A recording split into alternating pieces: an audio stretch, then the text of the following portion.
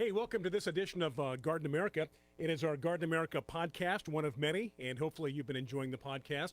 And again, just a reminder, all Garden America shows and podcasts can be watched and rewatched as many times as you want on our YouTube channel, and that is Garden America Radio. You're not putting the limit on anymore. What's that?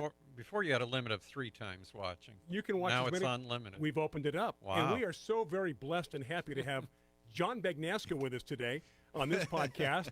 And John's very, very excited to be here because, Tiger, as you mentioned, we're going to be talking about climbing roses. Well, the only way that we can get John to sit around for a podcast is if we make the topic about roses. Yeah, pick a topic John likes, and that's what we've done today. So again, if you missed any part of this podcast, you can watch it later on our YouTube channel. But again, climbing roses. So what's the difference, John, between a climbing rose and what I have at home and what you have at home and many people have?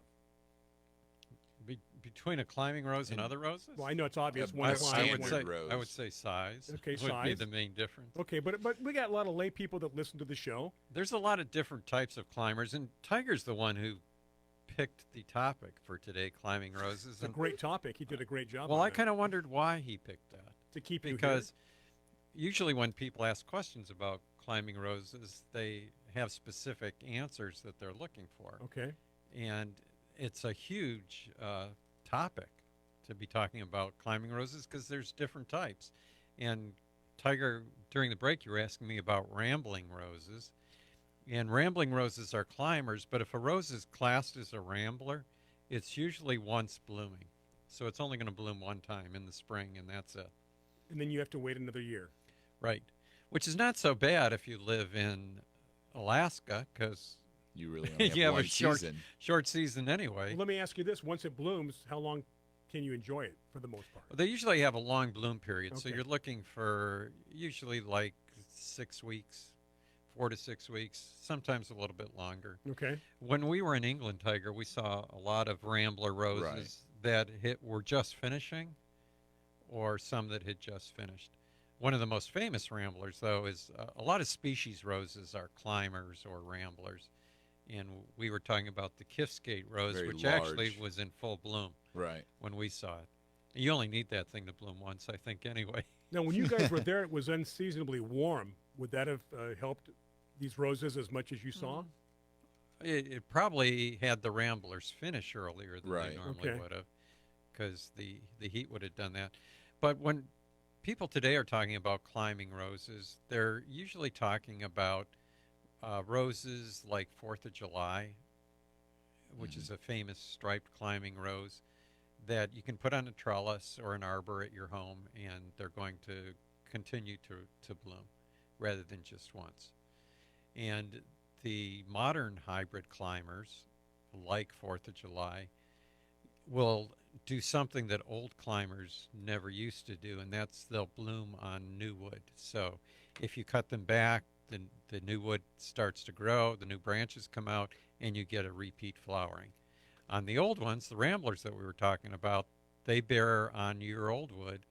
So once they're done blooming, that's it till the following year.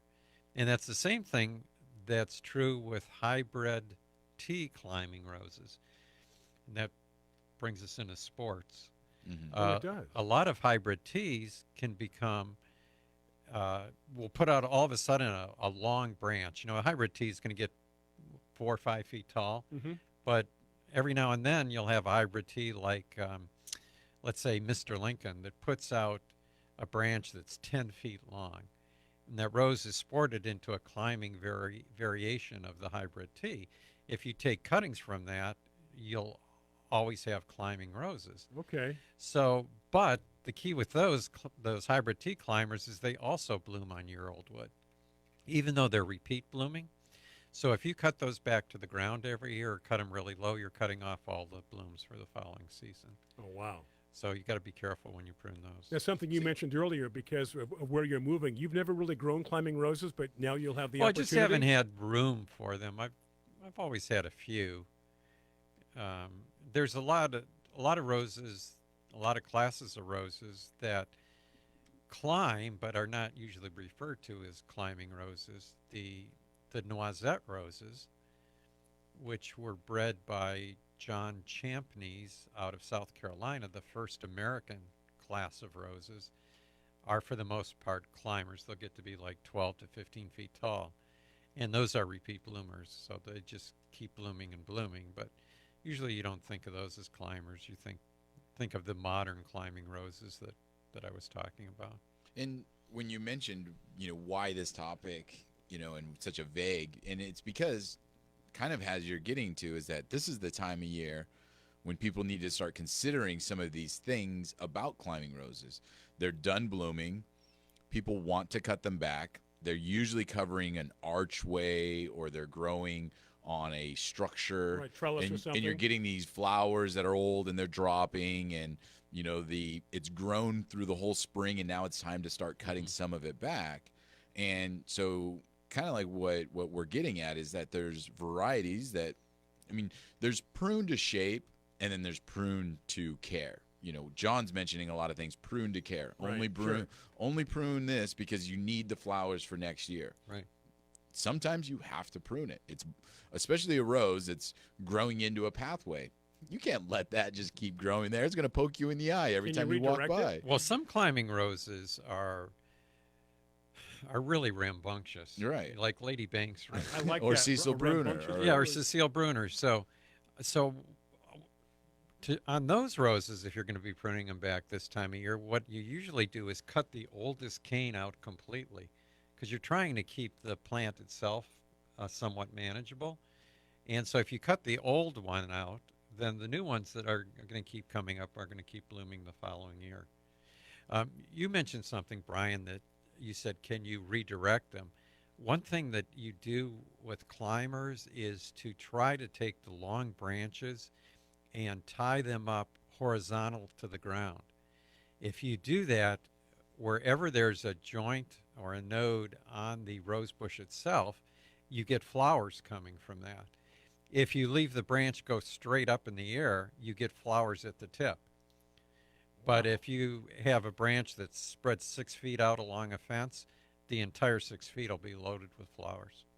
And wow, that's good. From my own personal experience too, is that when you do redirect, kind of like John mentioned, tie it to whatever structure. To whatever it's growing on. Don't weave it like sometimes you do with a normal vine, right. Because at the end of the day, you might want to cut that branch out. Right, then it's hard and if to it's get out. woven through your lattice or your fence or something like It's that, not going to be impossible to get that you out. can't. And people don't think about it. So it is better for roses specifically to tie them to the structure, because that way, at the end of the day, if you want to pull off that branch, if you want to cut out some of that old wood, it's a possibility. If you've woven it through a structure, you'll never get that out. It would be a lot of, you've seen those really old wisteria vines or different vines that have just grown and actually attached themselves to structures, and there's no way to prune it back to a point of being able to clean it out, because you'd have to take it down to the base of the plants again. And you don't want to do that with a rose. You want to be able to only prune out the parts that you don't want. In Southern California, a lot of the original David Austin roses that were hybrid teas in England, where the climate is normally cool, were brought over here, and plants that would grow 4 to 6 feet in England, all of a sudden here we're growing 15 feet. So Graham Thomas is a famous one. Everybody really likes that. But here you treat it just like a climbing rose. And even though those aren't climbing roses, you can grow them that way, at least in Southern California. So what are some of your favorites? What would you like to plant on your new property? Well, I'm going to use a lot of climbing teas, which were the ones that I just got from France. And then I'll have some climbing, some of the newer climbers, some of the Cordes varieties out of Germany. There's one an American one called Chariots of Fire. Great name. Yeah, it's a great name. You'd think it'd be a red rose too, but it's kind of a hot pink. So I'll plant that, but I usually won't do the common ones. But probably I would say the best all-round climber is probably 4th of July. Very, very popular, very good one. Yeah, because it just keeps reblooming. There were very few climbing roses that ever won All-American Selections awards. I think the first one was a climber called America, and then 4th of July, and I'm trying to think. if there were any others. Is Joseph's Coat a climber also? Joseph Coat is And that a one has a climber. lot of like color mixes in it, which Yeah. make people enjoy that one a lot. And Joseph's Coat is one of those that can be trimmed back far enough to keep it as a floribunda rose if you want, is a big floribunda, or if you spread the branches out on a fence, and you'll get tons and tons of bloom. And it repeat blooms. Now, you Yeah, mentioned Joseph Coat. you mentioned on a Coat. fence line, and a lot of times what I see with people climbing on a fence line is it gets thick. Would you say that there's the ability to keep it against the fence, or are they always going to get thick on a fence? No, line? if we do what we were talking about earlier, if you cut out the old ones and just take the new branches and tie them to the fence like you were talking about, rather than weaving them in and out, then every year you can just take out the oldest one and keep it closer to the fence. Yeah, I think people just don't do that. Right. Don't manage it, because I always see it, and it's always 3 feet off of the fence, and it's just this big bush all the way down, kind of a thing. So I like to keep them more on the fence. I mean, part of the reason why I think you want a vine is because you're trying to save space for other things, so you want to keep it compact, either Sure. on a trellis or Yeah. on a arbor or fence or something like that. Now, for somebody listening that doesn't have a lot of experience, I can hear them saying to themselves, boy, this sounds like a lot more work than a regular rose. But is it, John? How No, much more? well, if you're putting in one, it's not that much work. If you're putting in 100, Yeah, there you go. then it's a lot more work. One of the things that I don't see as much in the United States that I think they do more so in Europe is the use of pillar roses. And pillar roses, I guess you would describe as a small climber. They're going to get to be about 8 to 10 feet. But those roses can easily be grown up a post. So rather than having to have a trellis or an arbor to put them over, you can just have a post in the center of your garden and train it to go up, and then just keep it tied around the post, so you've got a post that's full of flowers. And when we were in England, I saw that a lot, and it's beautiful because it's not just up a post. At the top, it cascades out like an umbrella or like Really? a canopy. Right. And so it's this center structure that you have this rose going up in the middle, and then at the top it flares out. And I never saw that anywhere except for Yeah. when I was there. There's also climbing miniature roses, Really? and a lot of them stay to the size where they'd be good for pillars. Some get bigger, even though it's just the flowers that are miniature. Sometimes the plants are really huge. But normally on a climbing miniature, that would make a great pillar rose. When I was in marketing and gardening, I thought that it would be great to put out a series of climbing miniature roses that would stay small and call them maybe social climbers. Because there'd be roses that would be kind of well behaved, Right? that you wouldn't have to worry about them going all over the place. Climbing miniatures. Interesting. Yeah, a lot of climbing miniatures out there, and they're usually not grown very much because people can't figure out what to do with them. But that's Yeah. one of the things you could do with them. Another Just put thing 'em that on a I'll post. mention with the climbers, aside from, fertilizing, watering, sunlight, most care for climbing is the same for any other rose. But because climbers tend to grow a little bit more dense, you're going to get, and they're usually very disease tolerant varieties. So you usually don't most get part, disease right. problems, Right. but you can get a lot of bug problems in the Of course, climber Of course. because of the density in it.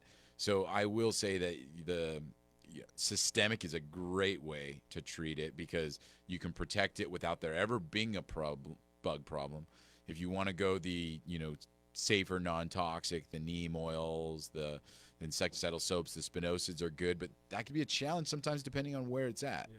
So systemic's usually a pretty easy, good way to do it. And it's important to do what you were talking about, is to don't let them overgrow and then 5 years later try to go through and thin Clean them it out. up. Yeah. Do it from the very Annually. beginning, and if you keep them Maintenance. smaller and more manageable, then you're not going to get that buildup Yeah. of insects and diseases. Yeah, and you mentioned a couple of times this morning 4th of July as one that you. Yeah, but just because it's so prolific and Yeah. it's easy to find, you can go to Home Depot and buy it. And you said it keeps blooming too, right? And any garden center will have it. Actually, better than 4th of July is a climber that Ralph Moore came out with called Shadow Dancer. And it's variegated like 4th of July, but I personally like it better. One But of- that's not as easy to find. And one of our listeners just listed Altissimo as a. Oh, variety of Altissimo good is one. not as rampant as some of the Yeah. climbers, Mm-hmm. but it's got that brilliant red, Yeah. glowing red color. It's a single flower, Right. and there's also a kind of a pink form of it called Frankie Oh. that you don't see very often. But yeah, Altissimo is awesome. Yeah. And there's a bush Altissimo, kind of, called Alcina Dean that Yeah. I bred. That you can get from Burlington Rose Nursery.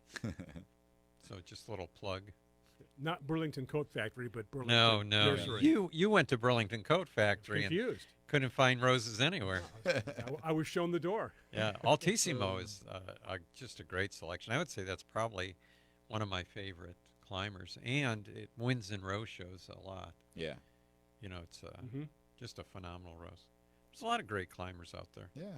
I don't have any place to put a climbing No, rose myself, no, you wouldn't. but and you talked about like You could put a big pot, put up a post, and put one of the pillar type roses. I could put up a especially post. one of the miniatures that we're talking about. I was good until you said put up a post. Well, by a post I mean a stake. Yeah, Just well, put a okay, stake just in the stake pot. it, 8-foot lodge get pole. a Yeah. big 15, get a big pot, right? Yeah, all the my roses are still all in pots, and I have 5-gallon containers with just metal stakes in them right now that are about 6 feet tall, and they're holding up the roses, and hopefully till I can start planting them next year. That is the nice thing about roses that are climbers or vines or ramblers is that they don't need a lot of big structure because the stems are pretty strong. Right. You know, it's not like a vine Mhm. where if you don't put anything, it falls It's over. gonna fall over. No, a climber will still stand up by Yeah. itself for the most part once it matures into a good Yeah, size you just stem. want to train it. It's like putting a leash on your dog. Sure. You know, the dog can be well behaved, but Mm-hmm. if you take the leash off, it's going to run away from you. But if you keep a leash on it, you can get it to go where you want it to go. Yeah. Same thing with the climbing Any more rose. questions or comments on what No, I we're didn't see talking about? anything else. Okay, So, what else should we yeah. cover, John? I mean, we're a good 16 minutes into the podcast, but I think we covered Yeah. most Yeah. things. Climbing roses, as Tiger mentioned, the care, fertilizing, and spraying's the same as with regular roses. I think for a general rule of thumb will be that climbers are going to probably be hardier than bush type roses or miniature roses just because they get bigger and they'll have bigger root systems. But definitely if you're going to have one, make sure that you keep up with it from the time you Right. plant it. Don't let it grow out of control. exactly. All Okay, right. well, good topic, Tiger. Yeah. Do appreciate it. And Fun we'll have stuff. another podcast for you coming up next week or the week after. Again, in the newsletter, if you do get the newsletter, there's a link to the podcast. If you don't have the iHeart app, you can download the iHeart Media app for free. Just go to iHeart Media, look for Garden America. But again, the best way, maybe the easiest way, the links that John puts in the newsletter. And again, to repeat, and again, we've had some very wise listeners and viewers. If you missed any part of this podcast or other podcast or shows, go to YouTube, but that's Garden America Radio and our YouTube page. Have yourself a great week. Thank you so much. Another topic, another podcast, another show coming up very soon. Of course, next week we'll have another show. We know that. Until then, have a great weekend. Take care. Be safe.